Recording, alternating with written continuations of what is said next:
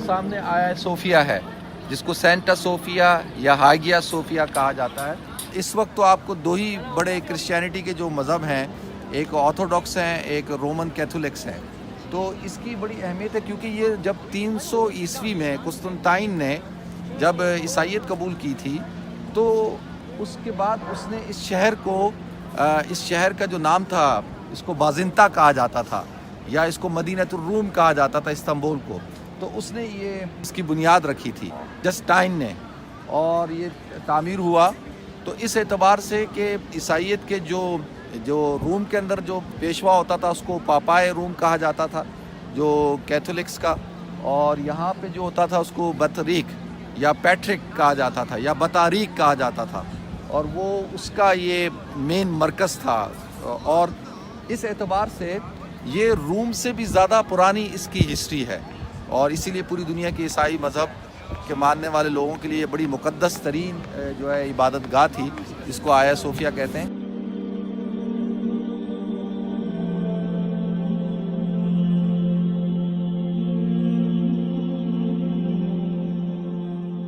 ये आया सोफिया जब कुस्तुनतीन ने जब इस शहर को फ़तह किया, तो उसने इस जगह पे एक माबद बनाया था, चर्च बनाया था, और ये लकड़ी का था। और फिर ये 532 ईस्वी में ये चर्च जो है वो जल गया। मेरे साथ प्रोनाउंसिएशन का प्रॉब्लम है। जस्टिनियन ने 532 ईस्वी में इसको पुख्ता तामीर करवाया, और तकरीबन 5.5 साल लगे इसको मुकम्मल होने में। नाज़रीन, जब ये मुकम्मल हो गया तो उसने कहा कि मैंने सुलेमान को जो है वो क्या कर दी, मात दे दी, क्योंकि सुलेमान यानी सुलेमान अलैहिस्सलाम ने हैकल सुलेमानी बनाया था, तो उस हैकल के मुकाबले में मैंने ये चर्च बनाया है। उसने जो है वो बड़ा फ़ख्र किया इस बात पर। तो नाज़रीन, ये बड़ी ही तारीख़ी जगह है। आए मैं आपको दिखाता हूँ।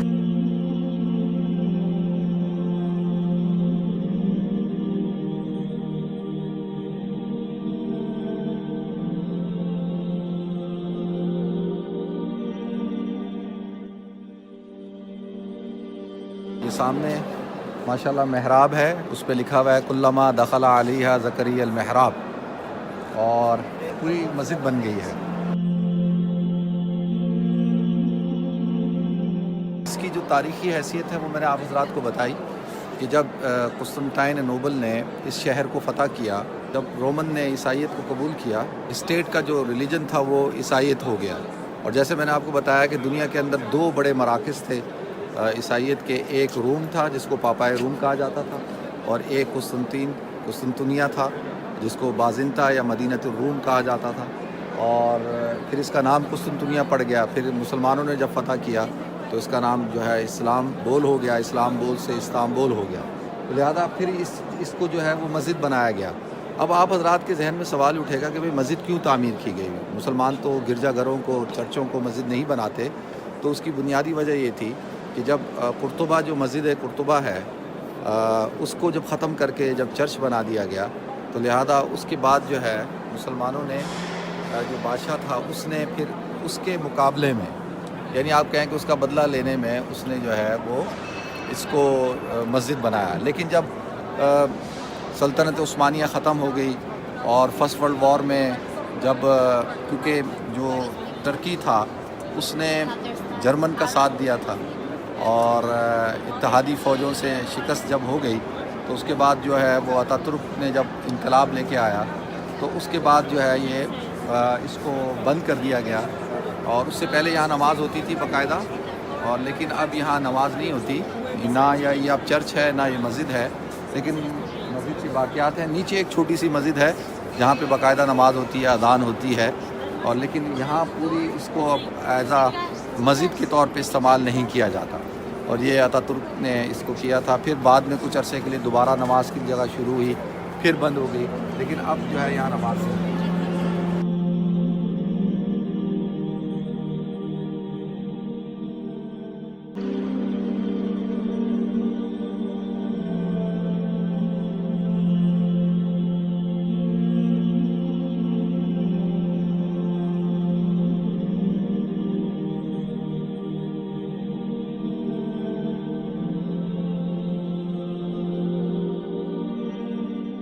वो भी क्या समा होगा کہ جس وقت اس جگہ پہ جنگ ہو رہی ہوگی اور جو پیٹرک ہے قسطنطین پوری کوشش کی کہ اس کو بچا لے لیکن وہ نہیں بچا سکا. اللہ تعالیٰ نے مسلمانوں کو فتح عطا فرمائی.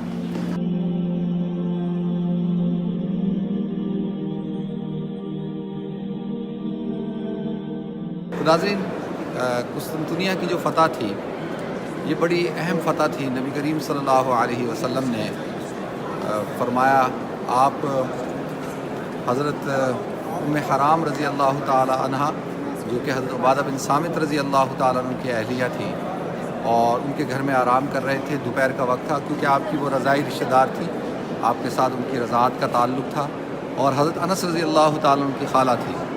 وہ فرماتی ہیں کہ نبی کریم صلی اللہ علیہ وسلم آرام سے کر کے اٹھے تو آپ مسکرا رہے تھے.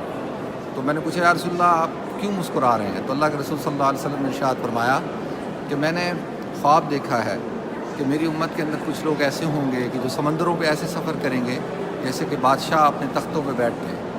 تو کہا یا رسول اللہ دعا کریں اس لشکر میں بھی شامل ہوں, اس جماعت میں جو سمندروں پہ سفر کریں. تو حضور نے فرمایا کہ ہاں تم اس جماعت میں شامل ہو گئے. تھوڑی دیر بعد پھر اللہ کے رسول صلی اللہ علیہ وسلم پھر سو گئے. پھر آپ کی آنکھ کھلی تو اللہ کے رسول صلی اللہ علیہ وسلم پھر مسکرا رہے تھے. تو حضرت ام حرام نے پوچھا یا رسول اللہ آپ کیوں مسکرا رہے ہیں؟ کہا کہ مجھے دکھایا گیا ہے کہ ایک لشکر ہے جو قسطنطنیہ کو فتح کرے گا اور نعم الامیر و امیرھا, اس کا امیر بہترین امیر ہوگا, اور نعم الجیش و جیشھا, اور وہ بہترین لشکر ہوگا اور اللہ تعالیٰ نے اس لشکر کی مغفرت فرما دی ہے. تو ناظرین حضرت ام حرام نے کہا یا رسول اللہ میں بھی اس لشکر میں دعا کریں شامل ہوں. تو آپ نے فرمایا نہیں تم پہلے لشکر میں شامل ہوگی. تو لہذا جب حضرت عثمان رضی اللہ تعالیٰ عنہ کے دور میں حضرت امیر معاویہ رضی اللہ تعالیٰ عنہ کی قیادت میں سب سے پہلا بحری بیڑا بنا کر روانہ کیا گیا جو یورپ میں قبرص تک یونان تک پہنچا اور یہاں پر انہوں نے بغیر لڑائی کے فتح حاصل کر لی. تو لہذا اس بنیاد پر حضرت ام حرام اس لشکر میں شامل تھی اور جب آپ گھوڑے پہ سوار ہو رہی تھیں تو آپ اس لیے گر گئیں اور جس کی وجہ سے آپ کا انتقال ہو گیا, آپ کی شہادت ہو گئی. تو ناظرین اسی جو حضور کی جو حدیث ہے مغفرت کی بشارت جو دی آپ نے, تو حضرت عمر بن عبدالعزیز رحمۃ اللہ علیہ, حضرت اور صحابہ کرام اور حضرت ابو ایوب انصاری رضی اللہ تعالیٰ عنہ اس لشکر میں شامل تھے. اور عمر بن عبدالعزیز, ہشام بن عبد الملک اور عباسی خلفاء یہ ساروں نے کوشش کی کہ بھئی کسی طرح سے قسطنطنیہ جو ہے وہ اس کو فتح حاصل ہو جائے. لیکن یہ فتح اللہ تعالیٰ نے 1453 عیسوی میں اللہ تعالیٰ نے سلطان محمد فاتح کے مقدر میں رکھی تھی کہ اس کے ذریعے سے اللہ تعالیٰ نے اس کو فتح کیا. تو ناظرین جب سلطان محمد فاتح داخل ہوا ہے تو کرسچنوں کا یہ عقیدہ تھا کہ جو بھی اس چرچ کے اندر رہے گا اس کو کوئی نقصان نہیں پہنچا سکتا. تو لہذا آتا ہے کہ بڑی زبردست لڑائی ہوئی اور سلطان محمد فاتح نے ایک اسپیشل فورس بنائی تھی اور جس کا سربراہ آغا حسن تھا. وہ 30 لوگوں کو لے کر اس میں داخل ہوا, چڑھنے کی کوشش کی اور وہ شہید ہو گیا اور اس کے ساتھ ساتھی بھی شہید ہو گئے. اسی طرح سے ظہر کے وقت سلطان محمد فاتح جب داخل ہوا ہے تو جو قسطنطین تھا وہ بڑی بہادری کے ساتھ لڑا اور اس کا ایک جنرل تھا, اس کا نام میرے ذہن سے نکل رہا ہے. تو سلطان محمد نے کہا کہ اگر یہ میرے لشکر میں ہوتا, میرا جنرل ہوتا تو میں پوری دنیا فتح کر لیتا. تو لہذا اب جو ہے وہ جب قسطنطین نے کہا کہ کوئی ہے بہادر عیسائی فوج جاں نثار جاں باز کے جو آئے اور آج ان سے لڑے, لہذا آتا ہے عورتیں مرد بچے سب اس کے اندر داخل ہو گئے اپنی جان بچانے کے لیے. اور قسطنطین نے اپنا لباس پھینکا, شاہی لباس, فوجی لباس میں وہ کود پڑا اور لڑتے لڑتے وہ جہاں انتقال کر گیا. تو اللہ کے رسول صلی اللہ علیہ وسلم کی حدیث ہے اذا ہلاک قیصر فلا قیصر بعدہ, کہ جب قیصر ہلاک ہو جائے گا تو اس کے بعد کوئی اور قیصر نہیں ہوگا. تو ناظرین یہ کئی سو سالہ ہسٹری آرتھوڈاکس کرسچن کی یہاں قسطنطنیہ کے اندر ختم ہوئی اور اس کے بعد سے یہ جگہ جو ہے وہ مسجد بن گئی اور آج ایک عجائب خانہ ہے اور میوزیم ہے. لہذا آپ نے دیکھا تو اس کا میں نے وزٹ کرا آپ حضرات کو. میں امید کرتا ہوں کہ آپ حضرات کو پسند آیا ہوگا. آپ حضرات جب آئیں استنبول تو ضرور آیا صوفیہ کا وزٹ کریں.